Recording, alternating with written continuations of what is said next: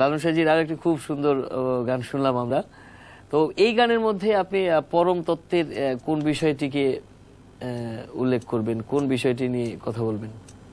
আসলে দেহের মধ্যেই তো পরমের বিরাজ। দেহটা তো বাহ্যিক দিক থেকে দেখা যায়, বোঝা যায়, আর পরমটা যেটা সেটা আমরা দেখতে পাই না কিন্তু অনুভব করি। তাই দেহের মধ্যেই পরমের পরমের বসবাস বসবাস এবং বিরাজমান। ধন্যবাদ। আমরা এক এক করে একেবারে ভাবনগরের শেষ প্রান্তে এসে দাঁড়িয়েছি।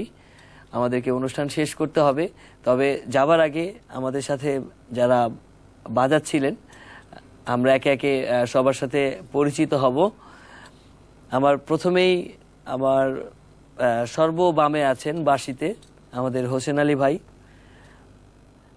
দোতারায় আছেন মোকাদ্দেস আলী ভাই, আর হারমোনিয়ামে আছেন সাইদুল ভাই আমার বন্ধু।